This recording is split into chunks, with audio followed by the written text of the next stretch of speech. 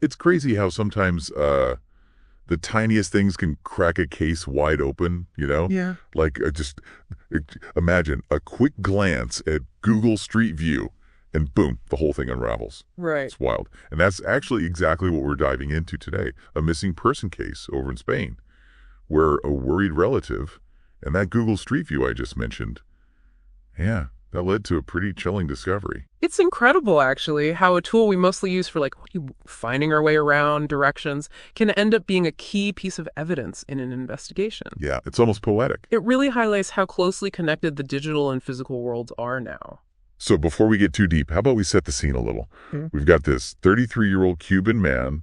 He flies to Spain to see his wife, and then vanishes. Whew. Just like that. Gone. And here's where things get really suspicious, right? The messages that his family starts getting, supposedly from him. Uh-oh. Yeah, they're claiming he's met someone new, he's ditching his phone, the whole 9 yards. It's just almost a little too convenient, don't you think? Yeah, way too convenient. It's like, who announces they're getting rid of their phone? It's a huge red flag. Right, it practically screams cover up. Exactly. Luckily, the family was smart. They went straight to the police. Good move. So, what'd the police do? Well, during the investigation, they came across this Google Street View image taken around the time he disappeared. You see a man loading white plastic bags into a red car, Okay. and it's near a cemetery in Andalusia. Cemetery. Oh. Sounds innocent enough, right? Man. Until you realize the man in the picture is the wife's lover, Oh, no. and the car registered to him. Wait, so they found the body in the bags? Not exactly. Yeah. The image was enough to make them suspicious, though, so they searched the cemetery, Yeah. and sadly, they found human remains buried there. They believe it's the missing man, but they're waiting for DNA to confirm. Oh, wow. Okay, so we've got a missing guy, a suspicious wife, a lover caught on camera near a burial site. This is like straight out of a crime show. I know, right? What happened next? Did they arrest them? They did. Both the wife and the lover, a bar owner actually, nicknamed, get this, the Wolf of Taihueco. The Wolf of Taihueco. What kind of nickname is that? It's pretty telling, I think. Anyway, here's the catch. They were detained on suspicion of unlawful detention. Unlawful detention? What does that even mean? It basically means someone is being held against their will. They probably think they have enough evidence to prove he was held captive, but not enough to charge them with murder. Yet, Yet, but how do you prove that?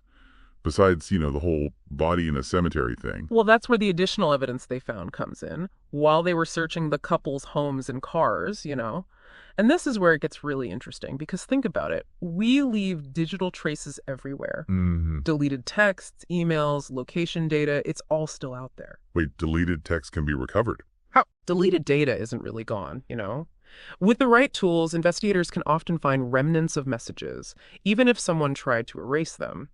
And then there's location data, our phones pinging off cell towers all the time, creating a map of our every move. It's kind of scary when you think about it. Yeah. But also, in a case like this, super helpful. Like if their phones put them at the cemetery at the time of the burial, that's it, right? Pretty much. It helps paint a much clearer picture of what happened.